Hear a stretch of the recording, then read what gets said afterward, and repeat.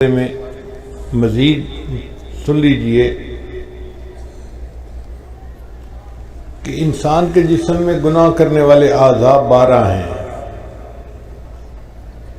2 ہاتھ، 2 پاؤں، 2 کان اور 2 آنکھیں، یہ 8۔ پھر دماغ، زبان، دل اور شرمگاہ، 8 اور 4 12۔ یہ 12 اعضاء ہیں جو گناہ کرتے ہیں، اور اگر ہم کلمے کے حروف کو دیکھیں تو وہ بھی 12 بنتے ہیں۔ لا الہ الا اللہ، لا کے 2 حرف، الہ کے 3 حرف، الا کے 3 حرف اور اللہ کے 4 حرف، تو 4 اور 6 10 اور 2 12۔ تو لا الہ الا اللہ کے 12 حروف ہیں، اور انسان کے جسم میں گناہ کرنے والے اعضاء بھی 12 ہیں۔ تو مشائخ نے لکھا ہے کہ جو بندہ لا الہ الا اللہ کی تسبیح پڑھے گا، اللہ اس کے سب اعضاء کے گناہوں کو معاف فرما دیں گے۔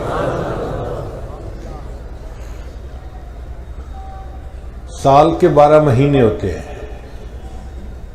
لا الہ الا اللہ کا ذکر کرنے والا بندہ جب اللہ کا ذکر کثرت کے ساتھ کرتا ہے تو اللہ 12 مہینوں کے گناہوں کو معاف فرما دیتے ہیں۔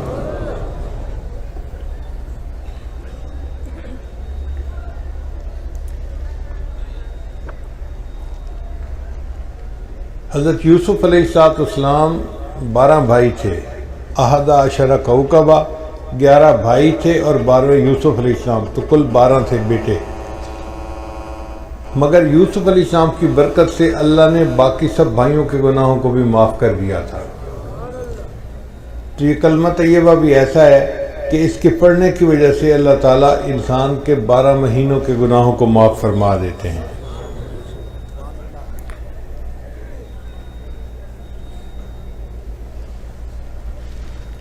قرآن مجید میں ہے جہنم کے 7 دروازے ہیں، لا 7 ابواب۔ تو جو کلمہ ہے نا لا الہ الا اللہ محمد رسول اللہ، اس کے 7 الفاظ ہیں۔ لا الہ الا اللہ 4 ہو گئے، اور محمد رسول اللہ 3 وہ ہو گئے، تو 7 الفاظ بنتے ہیں۔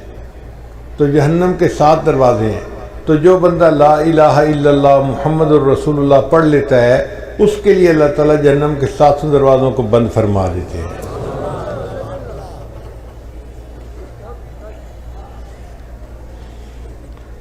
اب اس لا الہ الا اللہ کے ذرا معارف کو سن لیجئے۔ لا الہ الا اللہ یہ مقصد زندگی ہے، اور محمد الرسول اللہ یہ طرز زندگی ہے۔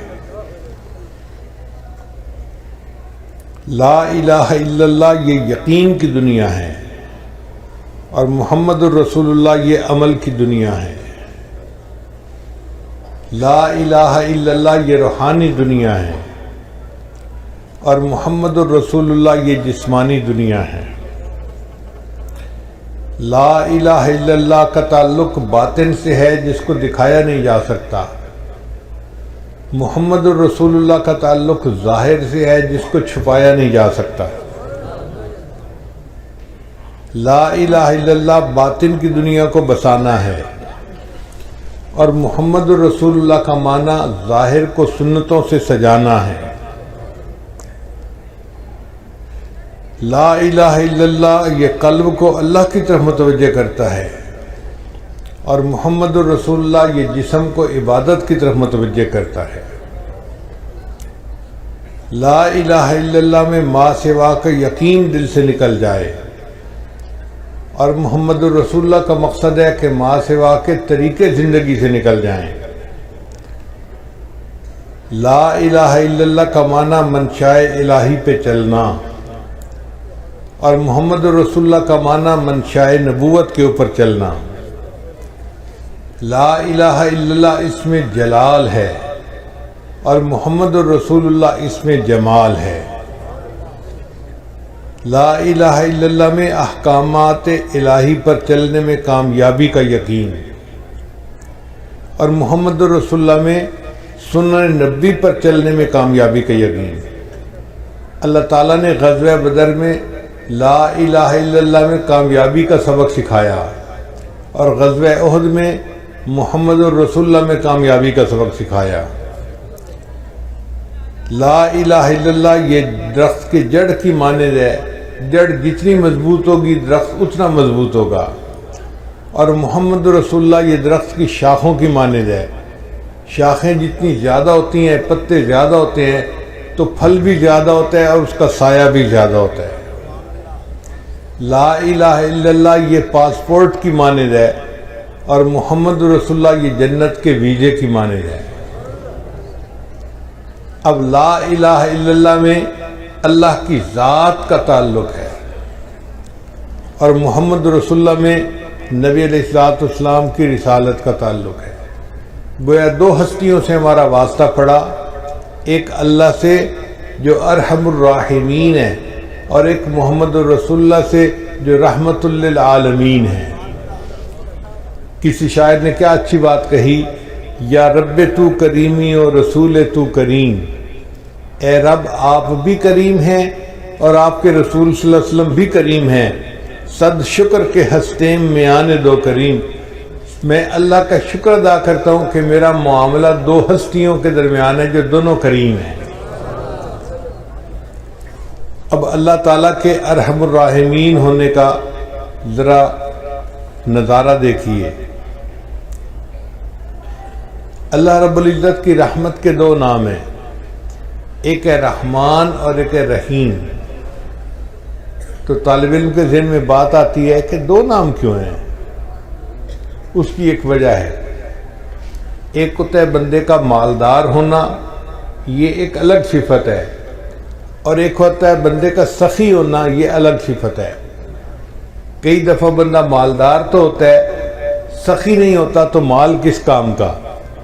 کئی بندہ سخی تو بڑا ہوتا ہے، پلے کچھ نہیں ہوتا تو اس کی سخاوت کس کام کی۔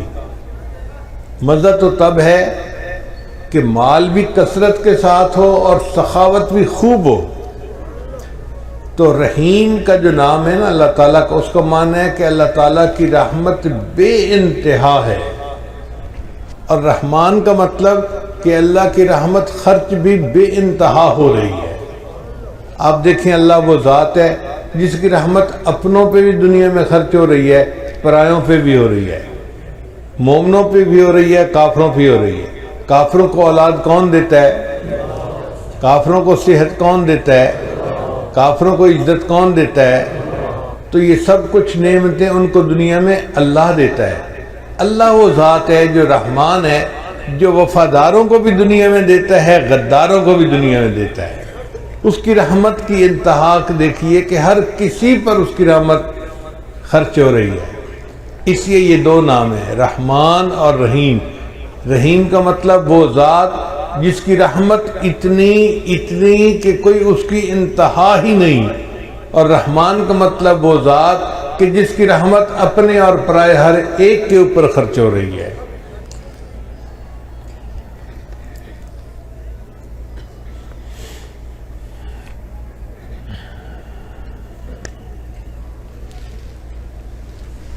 حدیث مبارکہ میں آتا ہے کہ اللہ رب العزت نے اپنی رحمت کے 100 حصے کیے، اور ان میں سے ایک حصہ اللہ نے مخلوق میں تقسیم کیا۔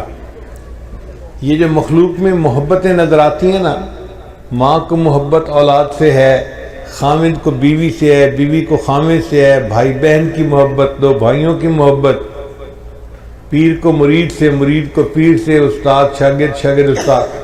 مخلوق میں جتنی محبتیں نظر آتی ہیں یہ اس ایک حصے کے آگے حصے در حصے ہیں جو ہمیں ملے ہیں۔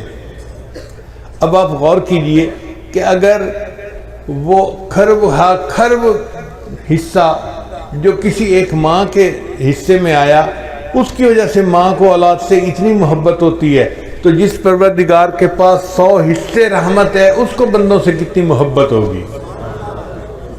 ہم تو اس کا اندازہ ہی نہیں لگا سکتے۔ سچی بات تو یہی ہے کہ رحمت تو اللہ کے پاس ہے، یا پھر رحمت للعالمین کے پاس ہے، اور باقی تو سارے پانی کے بلبلے ہیں۔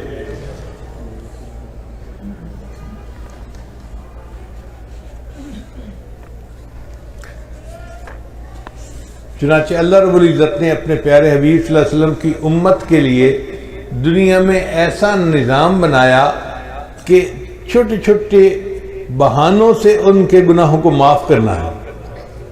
اب ذرا غور کیجئے کہ کوئی بندہ نیکی کا ارادہ کرتا ہے نا، ابھی نیکی کی نہیں ہے، صرف دل میں ارادہ کیا، مصمم ارادہ کیا، تو ارادہ کرنے پر فرشتہ ایک نیکی نامہ اعمال میں لکھ لیتا ہے۔ ابھی اس نے کچھ بھی نہیں کیا، لیکن چونکہ ارادہ کر لیا تو ارادہ کرنے پر اس کے لیے نیکی لکھ دی جاتی ہے، اور نیکی کا فرشتہ امیر ہے، اور جو گناہ لکھنے والا فرشتہ ہے وہ اس کا ماتحت ہے۔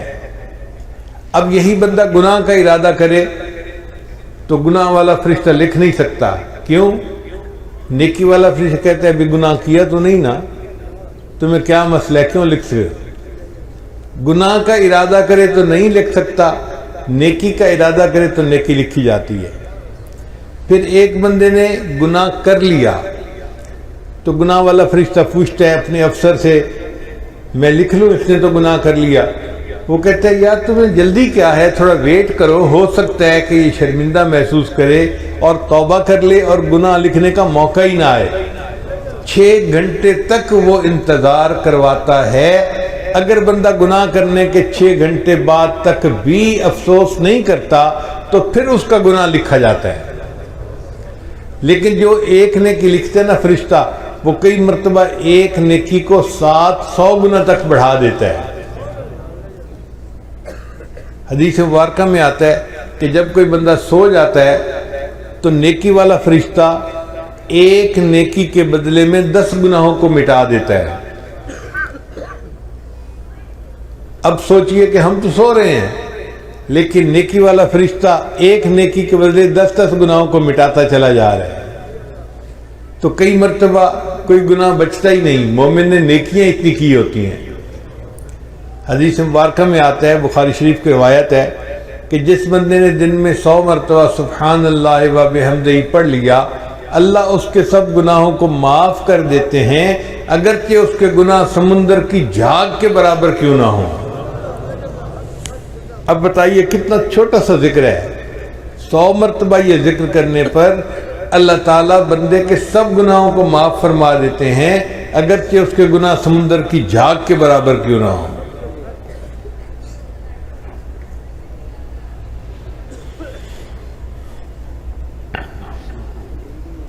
پھر اللہ تعالیٰ نے دل کی ندامت کو توبہ بنا دیا۔ ایک بندہ زبان سے کچھ نہیں بولتا، مگر غلطی کرنے کے بعد اپنے دل میں نادم ہوتا ہے، تو الندم توبۃ، وہ جو دل میں نادم ہوا، شرمندہ ہوا کہ سوری مجھے ایسے نہیں کرنا چاہیے تھا، میں غلطی کر بیٹھا، یہ دل سے نادم ہونا ہی اس کی توبہ ہے، اس پر اللہ گناہ معاف فرما دیتے ہیں۔ تو دیکھیے اللہ تعالیٰ بہانے ڈھونڈ رہے ہیں نا بندے کے گناہوں کو معاف کرنے کے۔ پھر اللہ تعالیٰ نے توبہ کے قبول ہونے کے لیے کوئی شرط متعین نہیں کی کہ یہ شرط پوری کرو گے تو توبہ قبول کریں گے۔ بندے نے توبہ کی، اللہ نے فوراً قبول فرما لی۔ پھر جو بندہ بیمار ہو جاتا ہے تو بیماری کی وجہ سے اس کے گناہ معاف ہو جاتے ہیں۔ حدیث مبارکہ میں ہے کچھ لوگ بیمار ہوتے ہیں ان کے گناہ معاف ہو جاتے ہیں، اور جب بیماری سے صحت یاب ہوتے ہیں وہ اس طرح گناہوں سے پاک ہوتے ہیں جس طرح اس دن پاک تھے جب اس کی ماں نے ان کو جنم دیا تھا۔ بیماری کیا آئی؟ بندے کے لیے روحانی غسل کا سبب بن گئی۔ پھر دنیا میں کوئی پریشانی آتی ہے، مصیبت آتی ہے، بندے کو ٹھوکر لگے، گناہ معاف، حتیٰ کہ اگر اس کا چراغ جلتا ہوا بجھ جائے تو اس پر بھی گناہ معاف ہو جاتے ہیں۔ تو اتنی چھوٹی چھوٹی پریشانیوں پر اللہ گناہ معاف کرتے ہیں۔ ایسے لگتا ہے کہ اللہ کی رحمت تل گئی ہے کہ میں نے اپنے محبوب کے امتیوں کے گناہوں کو معاف کر دینا ہے۔ پھر کچھ لوگ گناہ کر لیتے ہیں مگر اس پر توبہ استغفار نہیں کرتے۔ اللہ تعالیٰ نے ایک اور سبب بنا دیا۔ حدیث مبارکہ میں آتا ہے کہ اللہ تعالیٰ مچھلیوں کو، پرندوں کو اور چیونٹیوں کو حکم فرماتے ہیں کہ تم ایمان والوں کے لیے استغفار کرو۔ وہ مچھلیاں پانی میں، پرندے ہوا میں اور چیونٹیاں اپنے بلوں میں مومنوں کے لیے استغفار کر رہی ہوتی ہیں، اور یہ تو زمین کی مخلوق تھی، اللہ تعالیٰ نے اس سے بھی اور بڑا کرم کیا، وَيَسْتَغْفِرُونَ لِمَنْ فِي الْأَرْضِ، اللہ فرشتوں کو حکم کرتے ہیں کہ جو مومن گناہگار خطا کر بیٹھے تم ان کے لیے استغفار کرو، میں گناہ معاف کر دوں گا۔ تو فرشتے بندوں کے لیے استغفار کرتے ہیں۔ پھر ایک دوست کی دعا پر اللہ تعالیٰ دوسرے دوست کے مغفرت فرما دیتے ہیں۔ پھر دیکھیے جمعہ کے دن اللہ تعالیٰ پورے ہفتے کے گناہوں کو معاف فرما دیتے ہیں۔ حدیث مبارکہ میں آتا ہے کہ رمضان مبارک میں اللہ تعالیٰ پورے سال کے گناہوں کو معاف فرما دیتے ہیں۔ جس بندے نے حج کیا یا عمرہ کیا، رجع کہ یوم ولدت امہ، وہ حج سے اس طرح واپس لوٹتا ہے جیسے اس دن گناہوں سے پاک تھا جب اس کی ماں نے اس کو جنم دیا تھا۔ اللہ اس طرح گناہوں سے بندے کو پاک کر دیتے ہیں۔ حدیث مبارکہ میں آتا ہے کہ جو عورت اپنے خامن سے حاملہ ہوتی ہے تو جس لمحے اس کو حمل ہوتا ہے زندگی کے پچھلے سب گناہوں کو اللہ معاف فرما دیتے ہیں۔ پھر وہ جب بچے کو جنم دیتی ہے تو بچے کو جس وقت جنم دیتی ہے دوبارہ اس کی زندگی کے سب گناہوں کو معاف کر دیا جاتا ہے۔ پھر وہ بچے کو دودھ دیتی ہے، پالتی ہے۔ اب یہ بچہ جب بولنے کے قابل ہوتا ہے، اگر یہ بچہ سب سے پہلے اللہ کا نام زبان سے نکالے، اللہ تیسری مرتبہ پھر اس کے زندگی کے سب گناہوں کو معاف فرما دیتے ہیں۔ تو اس سے تو پتہ چلتا ہے کہ اللہ تعالیٰ کی رحمت تل گئی ہے بندوں کے گناہوں کو معاف کرنے کے لیے۔ یعطیک ربک فترضی، اے میرے محبوب صلی اللہ علیہ وسلم، اللہ تجھے اتنا عطا کرے گا کہ تو راضی ہو جائے گا۔ ہمارے مرشد عالم رحمۃ اللہ اس کا ترجمہ یوں فرماتے تھے سمجھنے کے لیے کہ وَلَسَوْفَ يُعْطِيكَ رَبُّكَ فَتَرْضَىٰ، اللہ تجھے اتنا دے گا کہ تو بس بس کرے گا۔ ہوتا ہے نا، آپ اپنے ایک برتن میں دودھ لے رہے ہیں اور دودھ ڈالنے والا اتنا ڈالتا ہے کہ وہ کنارے تک آ جاتا ہے تو لینے والا کہتا ہے بس بس بس بھائی۔ تو اس آیت کا ترجمہ یہی ہے، اللہ فرماتے ہیں میرے محبوب اللہ تجھے اتنا دے گا کہ تو بس بس کرنے لگ جائے گا۔ جب نبی علیہ الصلوۃ والسلام پر یہ آیت اتری تو نبی السلام نے فرمایا کہ اللہ نے مجھ سے وعدہ کیا ہے میں تجھے اتنا دوں گا کہ تو بس بس کرے گا، اور میں اس وقت تک راضی نہیں ہوں گا جب تک میرا آخری امتی بھی جنت میں نہیں چلا جائے گا۔ اللہ اکبر کبیرہ۔ چنانچہ حدیث پاک میں آتا ہے کہ محشر کا میدان ہوگا، فرشتے کہیں گے نبی علیہ السلام کو کہ آپ ممبر کے اوپر بیٹھیے۔ نبی علیہ السلام ممبر پر نہیں بیٹھیں گے، کیوں؟ ایسا نہ ہو کہ میں ممبر پر بیٹھوں اور ممبر جو ہے اس کو اڑا کر جنت پہنچا دیا جائے اور میری امت کا پیچھے حساب باقی رہ جائے۔ نبی علیہ السلام انتظار کریں گے کہ جب حساب مکمل ہو جائے گا تب میں ممبر پر بیٹھوں گا، پھر میں جنت میں جاؤں گا۔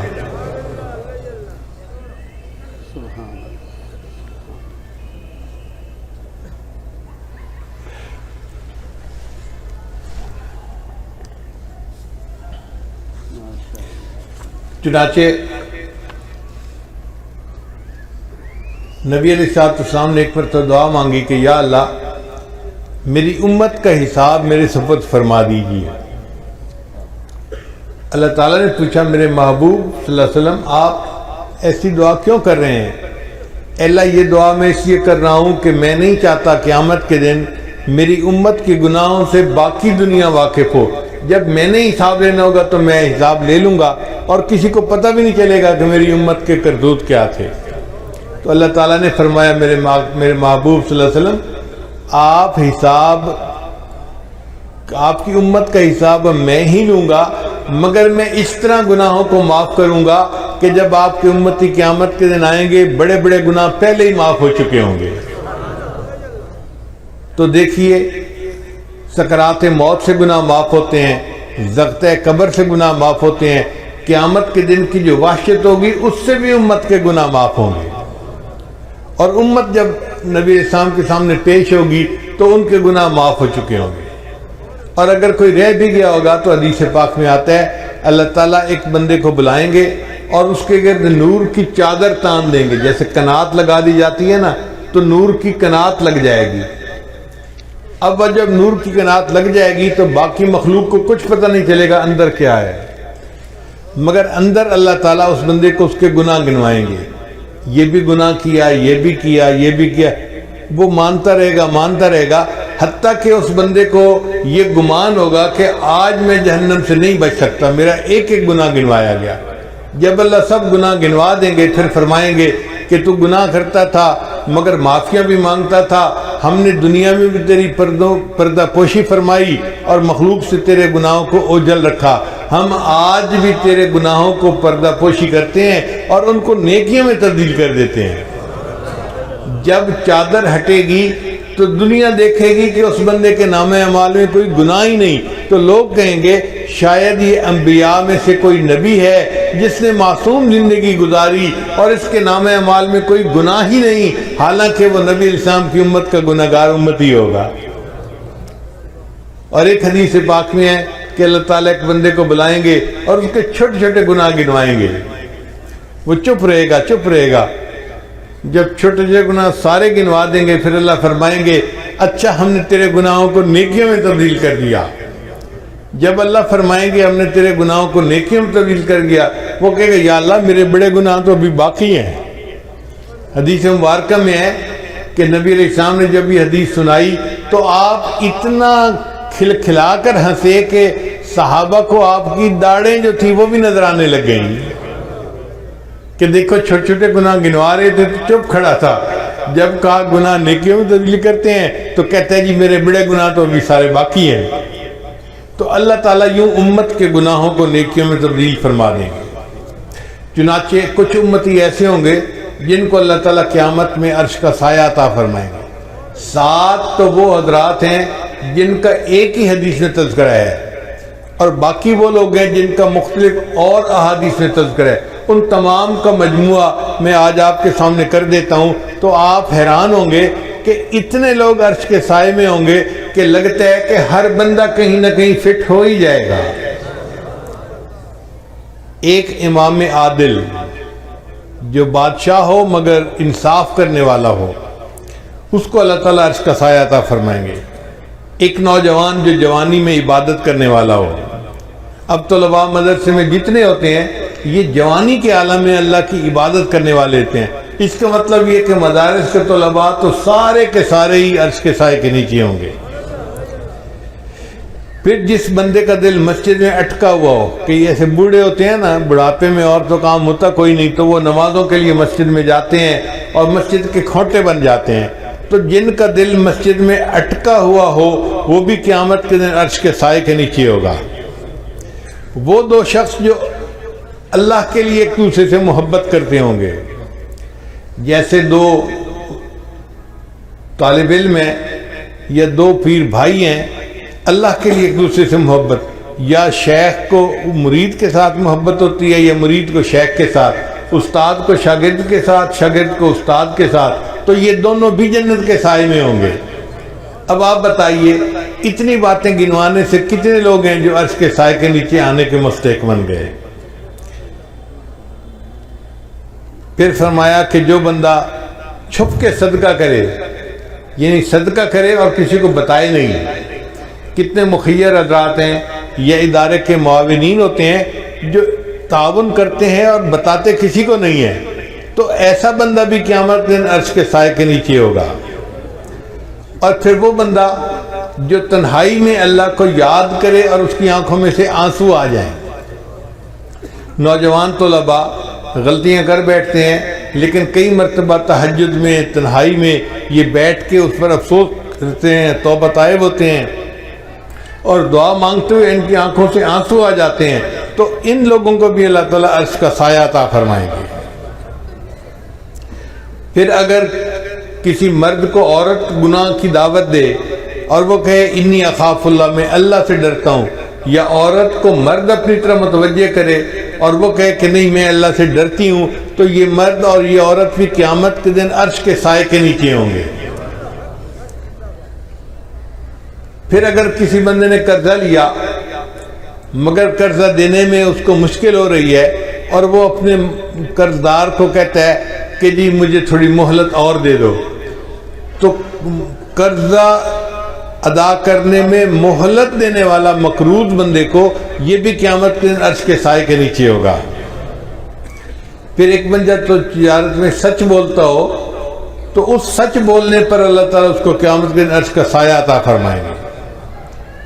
پھر وہ بندہ جو رات کے اندھیرے میں مسجد میں چل کے جانے والا ہو، فجر کے وقت اندھیرا ہوتا ہے نا، لوگ مسجد میں آتے ہیں یا تہجد کے وقت آتے ہیں یا عشاء کے وقت آتے ہیں، رات کے اندھیرے میں چل کر مسجد میں جانے والا اللہ اس کو بھی عرش کا سایہ عطا فرمائیں گے۔ پھر یتیم کی پرورش کرنے والا، یہ تو ایک عام سی بات ہے، ہر دوسرے چوتھے گھر میں کوئی نہ کوئی یتیم پل رہا ہوتا ہے، کسی کی بہن کا بیٹا ہوتا ہے، کسی کے بھائی کا بیٹا، کہیں بہن پالتی ہے کہیں بھائی پالتا ہے، تو گھروں میں یتیم ہمارے پلتے ہیں، یہ ایک عام سی بات ہے۔ یتیم کو پالنے والا بندہ بھی قیامت کے دن عرش کے سائے کے نیچے ہوگا۔ پھر صلہ رحمی کرنے والا، صلہ رحمی کرنے والا بندہ اس کو کہتے ہیں جو رشتے ناطے قائم رکھے، یعنی اپنے رشتہ داریوں کا خیال رکھے۔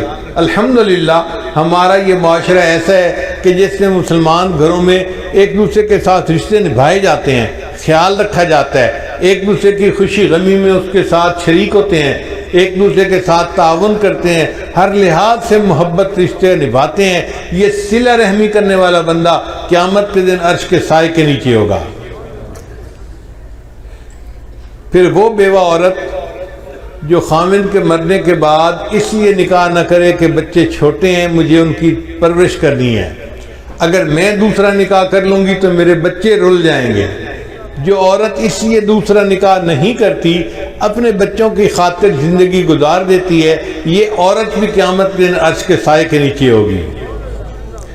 پھر وہ بندہ جو اللہ کے راستے میں جاگتا ہو، وہ بھی قیامت کے دن عرش کے سائے کے نیچے ہوگا۔ پھر وہ کام کرنے والا بندہ جو رشوت نہ لیتا ہو، یہ بھی قیامت کے دن عرش کے سائے کے نیچے ہوگا۔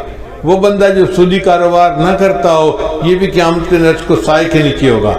پھر وہ بندہ جو مسلمان کے غم کو دور کرے، ضروری نہیں کہ مال پیسے سے غم دور ہوتا ہے، غم زدہ بندے کو دو میٹھے بول دو نا، اس کا غم کم ہو جاتا ہے۔ اس کو تسلی دینا، اس کو تشفی کر، اس سے محبت کی بات کر لینا، میٹھی بات کر لینا، اس کا دل کا غم دور ہو جاتا ہے۔ مومن کے دل کا غم دور کرنے والا یہ بندہ، یہ بھی قیامت کے دن عرش کے سائے کے نیچے ہوگا۔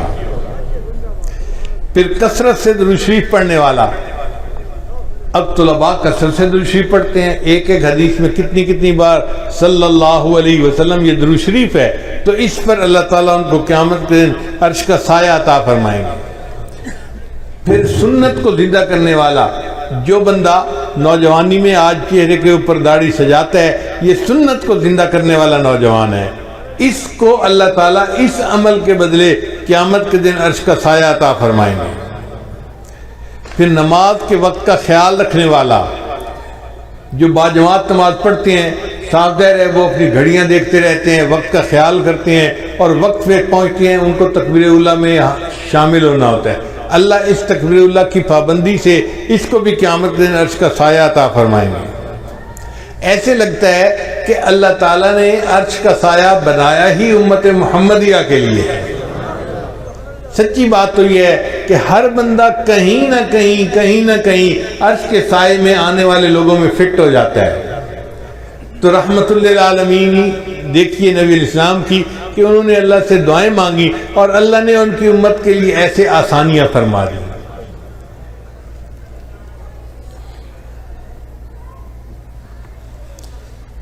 نبی علیہ السلام امت کے لیے بہت دعائیں مانگا کرتے تھے۔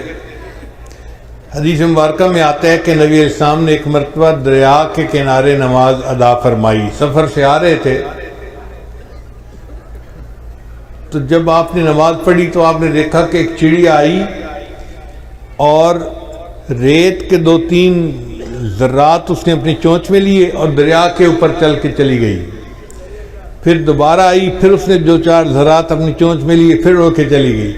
جب 2-4 دفعہ ایسا ہوا تو نبی علیہ السلام متوجہ ہوئے کہ یہ چڑیا کیا کر رہی ہے، تو جبریل علیہ السلام آئے، انہوں نے آ کے بتایا، اے اللہ کے نبی وسلم، آپ امت کی بخشش کی دعائیں کرتے ہیں، اللہ نے آپ کو ایک منظر دکھا دیا ہے کہ یہ چونچ میں جو ذرے لیتی ہے تو وہ چند ذرے ہوتے ہیں، اور یہ جا کر دریا کے اوپر پھینکتی ہے تو دریا کو پتہ ہی نہیں چلتا کہ ذرے پھینکے گئے یا نہیں پھینکے گئے۔ تو اللہ نے آپ کو دکھایا ہے آپ کی امت کے گناہ وہ ریت کے ذرات کی مانند ہیں، اور اللہ کی رحمت تو اس دریا کی مانند ہے، وہ ساری امت کے گناہوں کو بھی معاف کر دے تو دریا کو پتہ ہی نہیں چلے گا۔ کہتے ہیں کہ ایک مچھر کسی بیل کے سینگ پہ بیٹھ گیا تھا، پھر اس نے اڑتے ہوئے اس سے سوری کی کہ سوری میں آپ کے سینگ کے اوپر بیٹھا رہا، تو بیل نے کہا او میاں مجھے تو پتہ بھی نہیں چلا کہ تو بیٹھا بھی تھا یا نہیں بیٹھا تھا۔ اگر مچھر کے وزن کا بیل کو پتہ نہیں چلتا تو ہمارے گناہوں کا اللہ کی رحمت کے سامنے کوئی حیثیت ہی نہیں ہے۔ اللہ چاہے تو سب کے گناہوں کو معاف فرما دے۔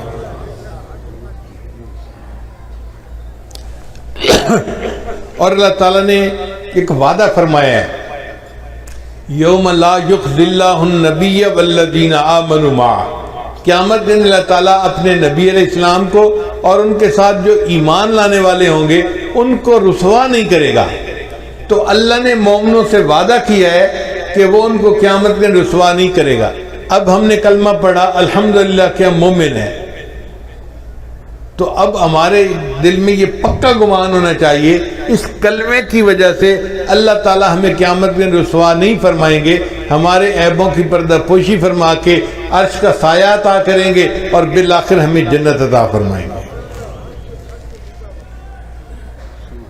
علماء نے لکھا ہے کہ نکاح جو ہوتا ہے نا یہ ایجاب و قبول ہوتا ہے،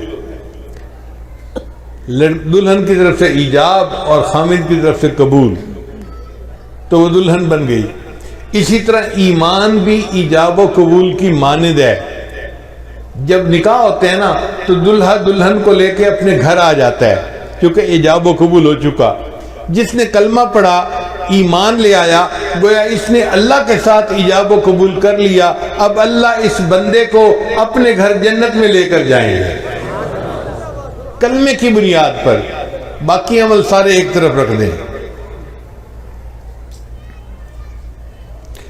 جب تک بکے نہ تھے کوئی پوچھتا نہ تھا،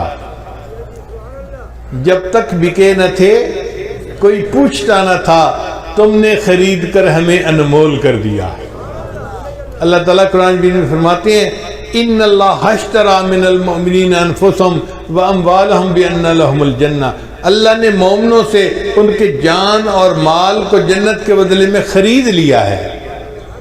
تو اللہ ہمیں خرید چکے ہیں، جب خرید لیا ہے تو پھر اب وہ ہمیں رد نہیں کریں گے۔ کسی شاعر نے کہا تو بعلم ازل مرادی دی، اے اللہ تو ازلی علم کے ساتھ مجھے دیکھتا ہے، دیدی آنکھ کے بعیب بخریدی، اے اللہ تو نے مجھے میرے عیبوں کے باوجود دیکھا اور مجھے پسند کیا، تبھی تو میرے ساتھ خرید کی ڈیل کی کہ میں نے بندوں سے ان کے جان مال کو خرید لیا ہے۔ تو بعلما ومن بعیبہما، اللہ تو وہی علم والا ہے اور میں وہی عیبوں والا ہوں، رد مکن آنچ خود پسندی دی، اللہ اس کو رد نہ کر جسے تو ایک دفعہ پسند کر چکا ہے۔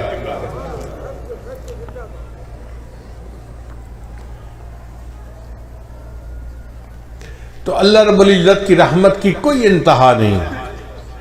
چنانچہ حضرت شیخ عبد القادر جیلانی رحمۃ اللہ علیہ نے اللہ تعالیٰ کی رحمت کا درس دیا اور 18 سال تک درس دیتے رہے، روزانہ درس دیتے تھے، ہزاروں لوگ مجمع میں آتے تھے، اور آپ اللہ کی رحمت کے اوپر درس دیتے دیتے 18 سال گزر گئے۔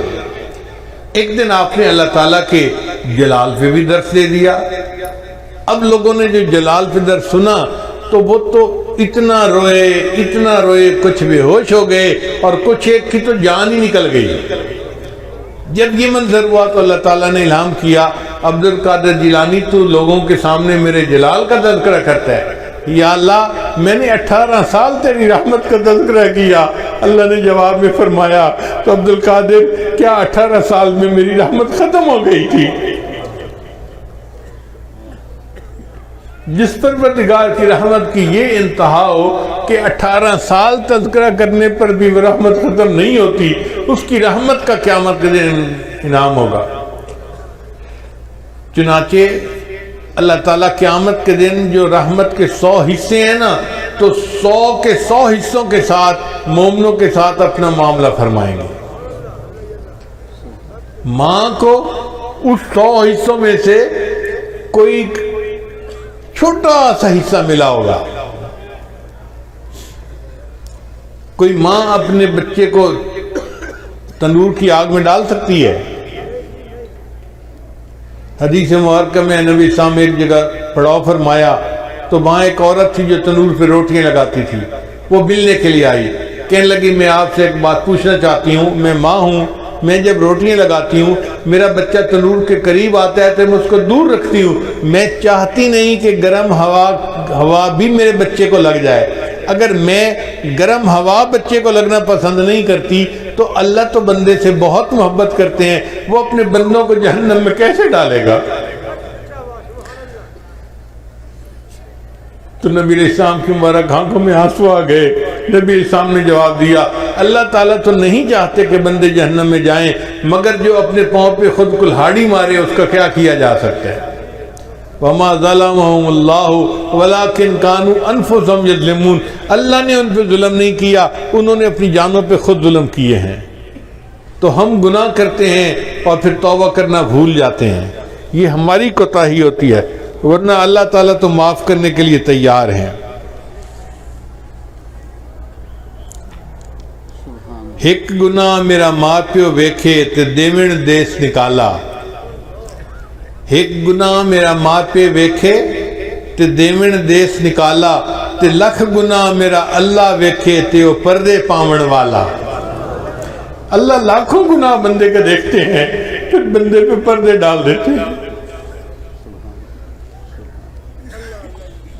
جے ویکھاں اپنے عملاں وال تے کچھ نہیں میرے پلے، جے ویکھاں اپنے عملاں وال تے کچھ نہیں میرے پلے، جے ویکھاں تیری رحمت وال تے بلے بلے بلے۔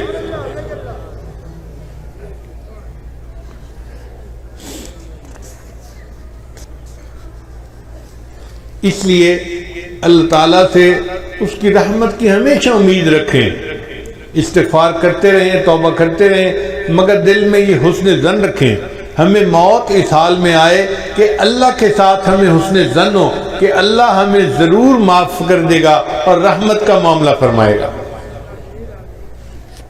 ہمارے علاقے کا ایک واقعہ ہے، میں سنا دیتا ہوں۔ ایک پیر صاحب آئے، قریب موچی والا ایک گاؤں ہے وہاں پہ، تو پیر صاحب نے سوچا کہ دیہاتی لوگ نماز بھی نہیں پڑھتے اور باقی نیک اعمال بھی اتنے نہیں کرتے، تو ان کو مسجد میں بلائیں اور تقریر کر کے ان کو نصیحت کی جائے۔ چنانچہ انہوں نے اعلان کروا دیا کہ بھئی لوگوں آؤ، آج پیر صاحب تقریر کریں گے اور لوگ ان کی تقریر سنیں گے۔ کوئی 100 کے قریب دیہاتی جمع ہو گئے۔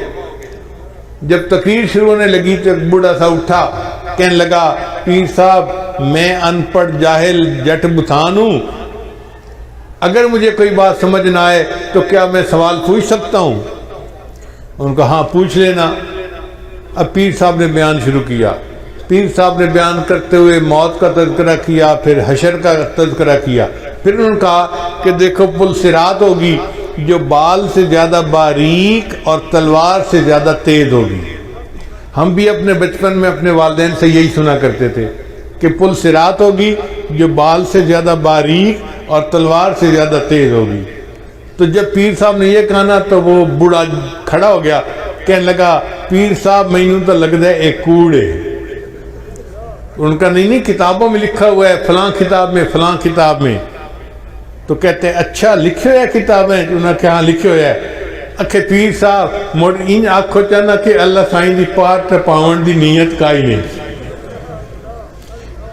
بھئی اگر بال سے زیادہ باریک ہے اور تلوار سے زیادہ تیز ہے تو پھر یوں کہو کہ اللہ تعالیٰ کی پار گزارنے کی نیت ہی نہیں ہے۔ خیر بات آئی گئی ہو گئی۔ پھر پیر صاحب نے تقریر شروع کی کہ بھئی نیکی کرو، گناہوں سے بچو، اگر نہیں نیکی کرو گے، گناہ کرو گے تو پہلے اللہ تمہیں دوزخ میں ڈالے گا اور جب سزا مل جائے گی اس کے بعد پھر تمہیں جنت میں اللہ تعالیٰ ڈالے گا۔ جب انہوں نے یہ بات کی نا تو بوڑھا پھر کھڑا ہو گیا، پیر صاحب مینوں لگتا ہے ایک کوڑ ہے۔ ان کا بھئی وہ کیسے؟ کہنے لگا پیر صاحب گل دسو میرے گھر جو پڑا آوے تو میں انہوں 5-7 لتر مارا موڑا کھاں بھجیا ککڑ کھا لے اور کھا لئی سی. وہ پیر صاحب اللہ جنہوں بخشنے اس بخشی چھوڑنے اس کوئی نہیں سزا دے ہوئی اس نے. تو جیسے اس بوڑھے کو اللہ کی رحمت کے ساتھ اس نے زن تھا نا کہ اللہ نے جب بخشنا ہے تو بخش ہی دینا ہے. اللہ کی رحمت کا اتنا ظہور ہوگا کہ ہمارے اندازے سے باہر. حضرت قاری محمد طیب رحمۃ اللہ لکھتے ہیں کہ اتنا ظہور ہوگا کہ ایک موقع آئے گا شیطان سر اٹھا کر دیکھے گا شاید میری بھی بخشش ہو جائے گی. شیطان کو بھی امید لگنے لگے گی کہ شاید میری بھی بخشش ہو جائے. اتنا اللہ کی رحمت کا ظہور ہوگا. مفسرین نے لکھا ہے کہ اللہ تعالیٰ بندوں کا حساب تو لیں گے جو ان کے حق ہیں. جب سب سے بندوں کے حساب حقوق العباد کا حساب لے لیا جائے گا تو فرشتے کہیں گے اللہ حقوق العباد کا حساب ہو چکا اب صرف حقوق اللہ باقی ہیں. اللہ فرمائیں گے اچھا اگر صرف میرے حق باقی ہیں نا تو میں کریم ہوں مجھے حساب لیتے ہوئے حیاتی ہے. جس نے کلمہ پڑھا اس کو کہو کہ وہ چلا جائے جنت میں. ربما یود الذین کفروا لو کانوا مسلمین. یہ وہ وقت ہوگا جب ہر کافر دل میں یہ تمنا کرے گا کاش میں نے بھی کلمہ پڑھا ہوتا. اس وقت ہمیں احساس ہوگا کہ یہ کلمہ کتنی بڑی نعمت ہے جس کے پڑھنے پر اللہ نے ہمارے لیے جنت کے دروازے کھول دیے.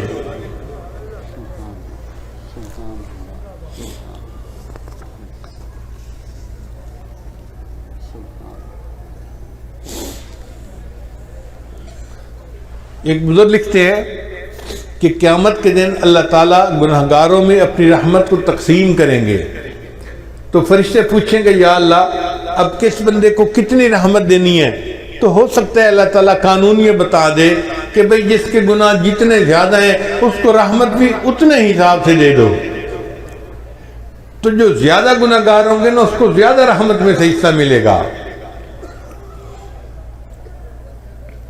بے گناہوں میں چلا زاہد جو اس کو ڈھونڈنے بے گناہوں میں چلا زاہد جو اس کو ڈھونڈنے مغفرت بولی ادھر آ میں گناہگاروں میں ہوں. وہ کرشمے شان رحمت نے دکھائے روز حشر چیخ اٹھا ہر بے گناہ میں بھی گناہگاروں میں ہوں. اتنا اللہ کی رحمت کا ظہور ہوگا کہ بے گناہ بھی کہہ اٹھیں گے میں بھی گناہگار ہوں مجھے بھی رحمت میں سے حصہ چاہیے.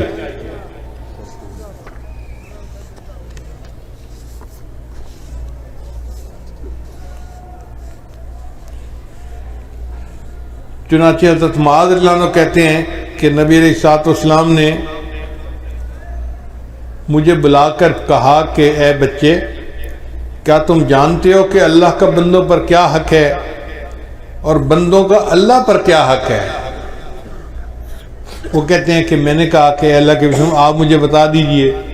فرمانے لگے کہ اللہ کا بندوں پر یہ حق ہے کہ بندے اس کے ساتھ کسی کو شریک نہ بنائیں توحید کے اوپر پکے رہیں اور جو بندہ توحید کے اوپر پکا رہے اس کا حق اللہ پہ یہ ہوتا ہے کہ اللہ اس کو جنت عطا فرما دے. ما من احد یشہد اللہ الہ الا اللہ وان محمد رسول اللہ صدقا من قلبہ الا حرمہ اللہ علی النار. یہ بخاری اور مسلم کی روایت ہے کہ جو بندہ دل کی سچائی کے ساتھ لا الہ الا اللہ محمد رسول اللہ پڑھ لیتا ہے اللہ تعالیٰ دوزخ کی آگ اس کے اوپر حرام کر دیتے ہیں. ایک مرتبہ سیدنا ابو ہریرہ نے دیکھا کہ نبی اسلام گھر پہ نہیں تھے تو وہ ڈھونڈنے کے لیے نکلے. بنی نجار کا ایک باغ تھا تو اس کے اندر نبی اسلام تشریف فرما تھے اور اس باغ کا جو پانی تھا نا وہ ایک کھالی کے ذریعے سے باہر نکلتا تھا. وہاں سے دیوار تھوڑا ٹوٹی ہوئی تھی. ابو ہریرہ دروازے کی طرف جاتے اور اندر جاتے تو دیر لگ جاتی. ان کو جلدی تھی. وہ اس نالی سے خالی جس کو کہتے ہیں نا وہاں سے باغ کے اندر داخل ہو گئے اور نبی علیہ السلام کے پاس حاضر ہوئے. تو نبی علیہ السلام نے فرمایا کہ ابو ہریرہ من قال لا الہ الا اللہ دخل الجنہ. جس نے لا الہ الا اللہ کہہ دیا وہ جنت میں سیدھا جائے گا. تو ابو ہریرہ نے کہا اے اللہ کے وسلم میں لوگوں کو بتا دوں؟ فرمایا ہاں بتا دو. اے اللہ کے نبی میں ان کو بتاؤں گا، وہ کہیں گے تیرے پاس اس کی دلیل کیا ہے؟ تو نبی علیہ السلام نے اپنے نالین مبارک، اپنے جوتے مبارک دیے کہ یہ میرے جوتے لے جاؤ، یہ دکھا دینا کہ نبی علیہ السلام نے یہ دے کر مجھے بھیجا ہے۔ اب ابو ریحانہ اس باغ سے باہر نکلے، آگے عمر رضی اللہ عنہ سے ملاقات ہو گئی۔ تو ابو ریحانہ نے بتایا کہ نبی علیہ السلام نے فرمایا جس نے کہا لا الہ الا اللہ دخل الجنہ، جو لا الہ الا اللہ پڑھ لے گا اللہ اس کو جنت میں داخل کریں گے۔ تو عمر رضی اللہ عنہ پہ انتظام غالب تھا، انہوں نے ان کو جو دھکا دیا تو ابو ریحانہ تو پیچھے جا کے گرے، کہنے لگے اچھا میں جا کے نبی علیہ السلام کو شکایت لگاتا ہوں۔ ادھر ابو ریحانہ پہنچے اور ادھر عمر رضی اللہ عنہ بھی پہنچ گئے۔ ابو ریحانہ نے بتایا کہ اللہ کے نبی صلی اللہ علیہ وسلم میں نے ان کو بتایا تھا تو انہوں نے مجھے دھکا دیا اور میں گر گیا۔ تو نبی علیہ السلام نے پوچھا عمر تو نے ایسا کیوں کیا؟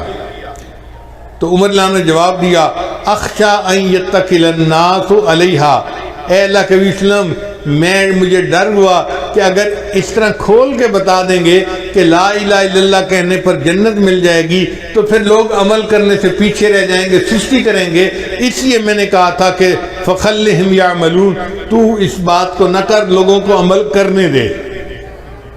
تو واقعی بات ایسی ہے، نبی علیہ السلام نے یہ بات سن کے سکوت فرما لیا۔ ایک واقعہ میں نے کتابوں میں پڑھا تھا حضرت شبلی رحمۃ اللہ علیہ کا، لیکن میں اس کو نقل کرنے سے ڈرتا تھا۔ ایک مرتبہ رائے وینڈ کے سالانہ اجتماع میں حضرت مولانا محمد مسلم، مولانا محمد اسلم ملتانی، انہوں نے یہ واقعہ سنایا رائے وینڈ کے سالانہ اجتماع میں۔ اس کے بعد یہ واقعہ میں نقل کر دیتا ہوں۔ کتاب میں لکھا ہوا تھا کہ اللہ تعالیٰ کے اپنے اولیاء کے ساتھ بہت معاملات ہوتے ہیں، اللہ تعالیٰ ان سے کبھی کبھی دل لگی بھی فرماتے ہیں۔ تو ایک مرتبہ اللہ تعالیٰ نے شبلی پر الہام فرمایا، شبلی کیا تو چاہتا ہے کہ میں تیرے عیب لوگوں پر واضح کر دوں، تجھے دنیا میں کوئی منہ لگانے والا نہ رہے؟ شبلی کیا تو چاہتا ہے کہ میں تیرے عیب لوگوں کے اوپر ظاہر کر دوں تو تجھے دنیا میں کوئی منہ لگانے والا نہ رہے؟ وہ بھی آگے ناز کے انداز میں تھے، کہنے لگے اللہ کیا تو چاہتا ہے کہ میں تیری رحمت کھول کر لوگوں کو بتا دوں تجھے دنیا میں کوئی سجدہ کرنے والا نہ رہے؟ جب یہ الہام ہوا، جب یہ بات کی تو فوراً الہام ہوا شبلی نہ تو میری بات کہنا نہ میں تیری بات کہتا ہوں۔ تو واقعی اگر اللہ تعالیٰ کی رحمت کا ہمیں صحیح پتہ چل جائے تو ہم تو سستی میں پڑ جائیں کہ اللہ نے معاف تو کر ہی دینا ہے۔ اس لیے جو لگا ہوا ہے وہ لگا رہے اور معافی مانگتا رہے، کیونکہ گناہ کر کے معافی نہ مانگنا، اس کا بڑا نقصان یہ ہے کہ موت کے وقت ایمان سلب کر لیا جاتا ہے۔ تو گناہ کرنے کے بعد پھر اس پر رونا دھونا یہ ہماری ذمہ داری ہے۔ اگر ہم روتے رہیں گے، دھوتے رہیں گے اور ایمان کے اوپر موت آ گئی تو آپ سمجھیں کہ انشاءاللہ اللہ تعالیٰ اس کلمے کی برکت سے ہمیں بالآخر جنت عطا فرمائیں گے۔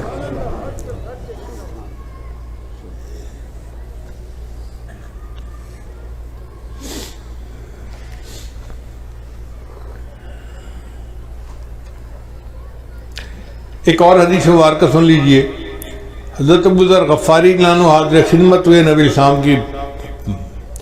نبی السلام آرام فرما کر اٹھے تھے تو نبی السلام نے انہیں بتایا کہ جبریل السلام میرے پاس خوشخبری لائے کہ جو شخص لا الہ الا اللہ محمد رسول اللہ کہے پھر اسی عقیدے پر اس کی موت آئے وہ جنت میں داخل ہوگا۔ جب نبی علیہ السلام نے یہ بتایا تو ابو ذر غفاری رضی اللہ عنہ نے آگے سے سوال کیا، اے اللہ کے حبیب صلی اللہ علیہ وسلم وَإِن سَرِقَ وَإِن زَنَا وَسَرِقَ، کیا اگر اس نے چوری کی اور زنا کیا پھر بھی جنت میں جائے گا؟ نبی صلی اللہ علیہ وسلم نے فرمایا ہاں پھر بھی جنت میں جائے گا۔ انہوں نے پھر دوسری دفعہ پوچھا، نبی السلام نے پھر یہی جواب دیا۔ انہوں نے تیسری دفعہ پوچھا، نبی السلام نے پھر جواب دیا۔ پھر انہوں نے چوتھی مرتبہ پوچھا، نبی السلام نے فرمایا ہاں پھر جنت میں جائے گا اگرچہ ابو ذر کی ناک خاک آلود ہو۔ یعنی جس نے کلمہ پڑھا اگر وہ چوری اور زنا جیسا جرم بھی کر بیٹھا اور وہ اللہ سے معافیاں مانگتا ہے، استغفار کرتا ہے تو وہ جنت میں جائے گا اگرچہ ابو ذر کی ناک خاک آلود ہو۔ اس کا مطلب یہ کہ یہ کلمہ ایسی نعمت ہے کہ اگر ہم اللہ کے ساتھ حسن ظن رکھیں گے، اللہ کی رحمت کی امید دل میں رکھیں گے اور اللہ سے مانگتے رہیں گے تو کلمے کی برکت سے اللہ ہمیں جنت عطا فرمائے گا۔ اس لیے کہتے ہیں اللہ جتنی تیری بڑی ذات اتنی بڑی میری آس۔ اللہ، یہ فکرہ ذرا ذہن میں ایک دفعہ کہہ دیجئے، اللہ جتنی بڑی تیری ذات اتنی بڑی میری آس۔ اللہ جتنی بڑی تیری ذات اتنی بڑی میری آس۔ تیری ذات جتنی بڑی ہے میری تیرے ساتھ آس بھی اتنی بڑی ہے۔ اللہم مغفرتک اوسع من ذنوبی و رحمتک ارجا عندی من عملی۔ ہمیں عملوں پہ بھروسہ نہیں ہے، تیری رحمت پہ بھروسہ ہے۔ تو اگر چاہے گا تو ہماری کشتی کو کنارے لگا دے گا۔ اب میں اپنی بات کو مکمل کرتا ہوں دو بزرگوں کی عبارت سنا کے، توجہ کے ساتھ سنیے گا۔ تقویت الایمان کتاب ہے، اس میں حضرت شاہ اسماعیل شہید رحمۃ اللہ فرماتے ہیں کہ دنیا میں بڑے بڑے گنہگار گزرے ہیں، یہ ان کی کتاب کی عبارت ہے، طلباء توجہ کے ساتھ سنیں۔ دنیا میں بڑے بڑے گنہگار گزرے ہیں، جیسے فرعون، حامان، نمرود اور شیطان۔ جیسے فرعون، حامان، نمرود اور شیطان۔ اگر کوئی شخص ساری دنیا کے گناہوں کا ارتکاب کر لے مگر توحید کے اوپر قائم رہے کہ اللہ کے ساتھ کسی کو شریک نہیں بناتا تو اس کے سارے گناہ معاف کر دیے جائیں گے۔ یعنی بندہ توحید کے اوپر پکا رہے، ساری دنیا کے گناہ بھی اگر کر لے اللہ اس توحید کی برکت سے اس کے سارے گناہوں کو معاف فرما دیں گے۔ اور دوسرے بزرگ ہیں حضرت مجد لسانی رحمۃ اللہ علیہ، وہ اپنے مکتوب میں فرماتے ہیں اور عجیب لکھتے ہیں، فرماتے ہیں اس فقیر کو محسوس ہوا ہے کہ اگر سارے عالم کو صرف ایک مرتبہ کلمہ پڑھنے پر بخش دے تو اس کی بھی گنجائش موجود ہے۔ یعنی ساری مخلوق کے تمام گناہوں کو اللہ ایک مرتبہ کلمہ پڑھنے پر معاف کر دے تو اس کی بھی گنجائش موجود ہے۔ اب آپ بتائیے یہ کلمہ پڑھنا کتنی بڑی نعمت ہے کہ ایک مرتبہ کلمہ پڑھنے پر اللہ ساری مخلوق کے سارے گناہوں کو معاف کر دے تو اس کی بھی گنجائش موجود ہے۔ اگر یہ کلمہ اتنا اعلیٰ ہے تو بھی ہمیں بھی چاہیے کہ ہم دن میں رات میں آتے جاتے چلتے پھرتے لا الہ الا اللہ، لا الہ الا اللہ، لا الہ الا اللہ اس کا ذکر کرتے رہیں تاکہ اللہ تعالی ہمارے بھی گناہوں کو معاف فرما دے۔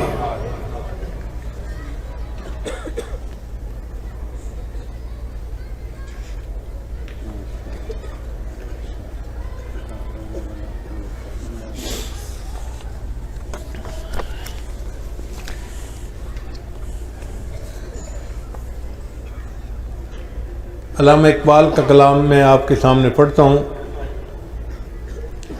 خودی کا سر نہاں، چھپا ہوا راز،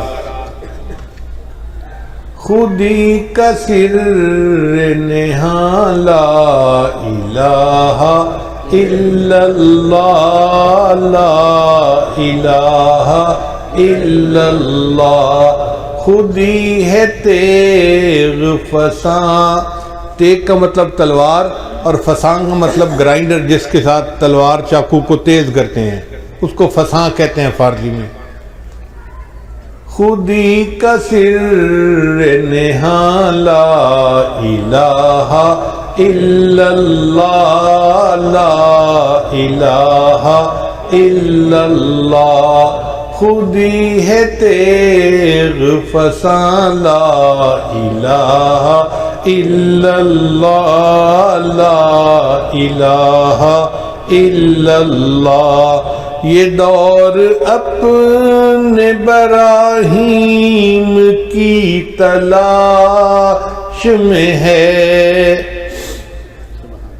یہ دور اپنے براہیم کی تلاش میں ہے، صنم کدا ہے جہاں، صنم کدا ہے جہاں، لا الہ الا اللہ لا الہ الا اللہ.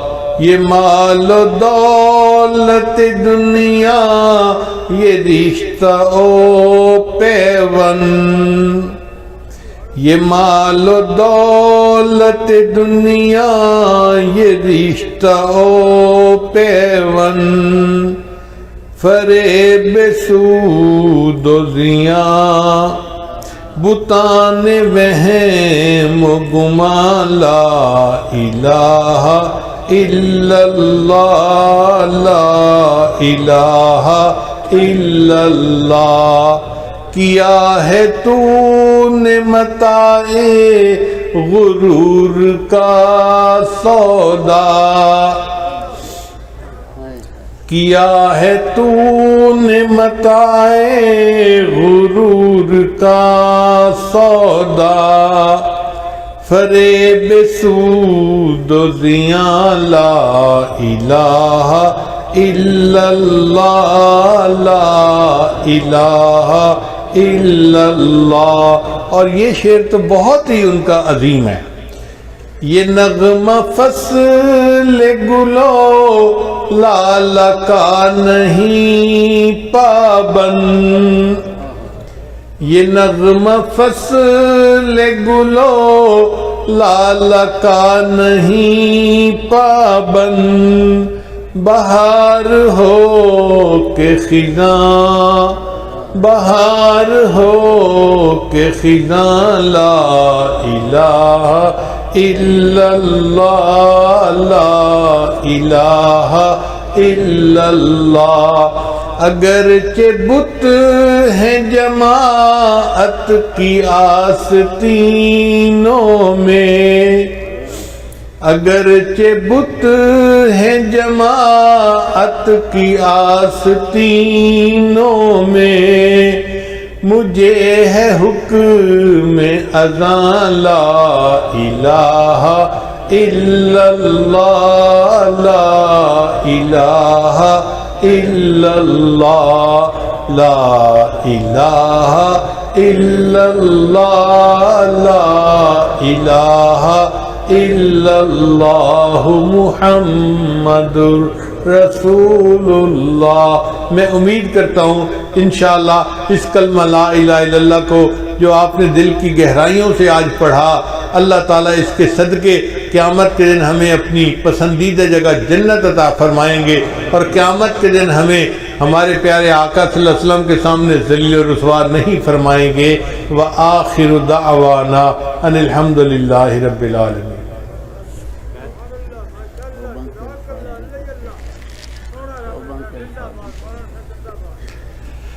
حضرت فرما رہے ہیں کہ دعا سے پہلے توبہ کے الفاظ کہہ لیجئے تاکہ اللہ ہمارے گناہوں کو معاف فرما دے، اور ہم اس مجلس میں اٹھیں تو بخشائے اپنے گھروں کو جائیں. یہ کلمات سجدے دل کے ساتھ پڑھتے جائیے. بسم اللہ الرحمن الرحیم.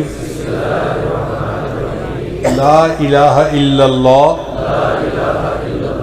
محمد الرسول اللہ.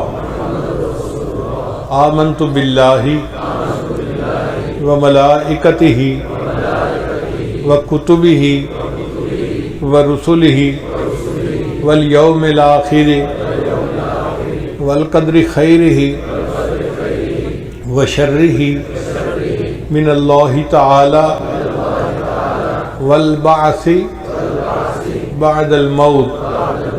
آمنت باللہ کما ہوا باسمائہ وصفاتہ وقبلت جمیع احکامہ اقرار باللسان وتصدیق بالقلب.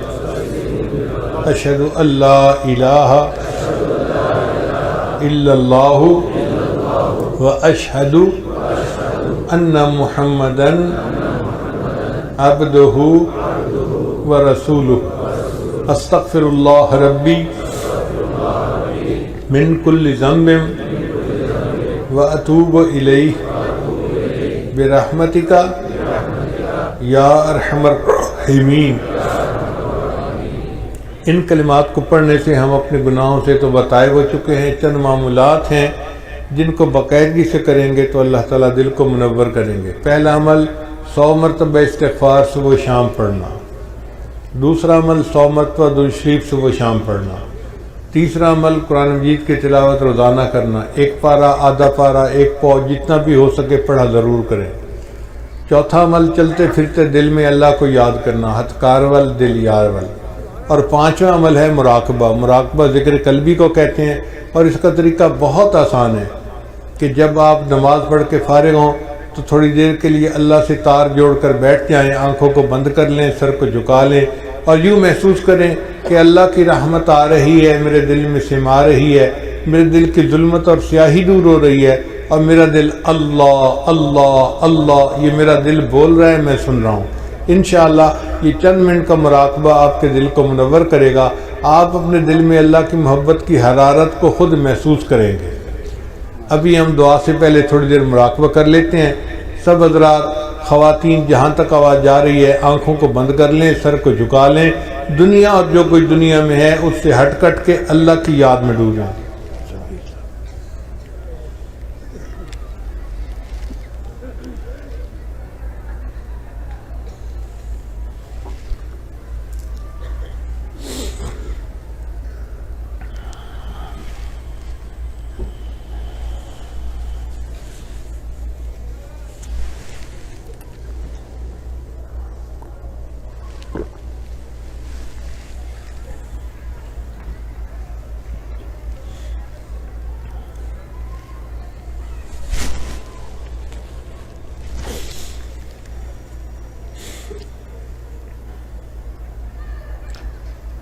تکڑی گھت کے تول نماہی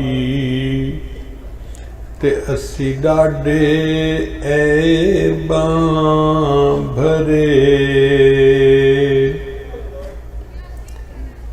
تکڑی گھت کے تول نماہی تے اسی ڈاڈے عیباں بھرے،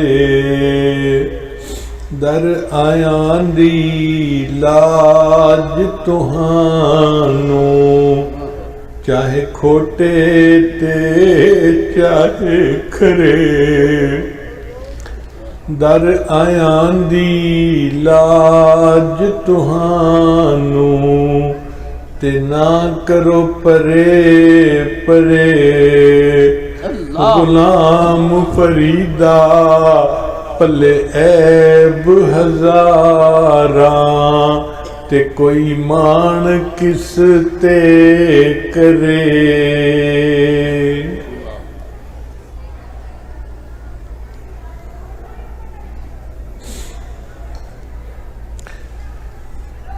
نہ میں سوہنی تے نہ گن پلے، تے میں سائیں نوں کیویں مناواں،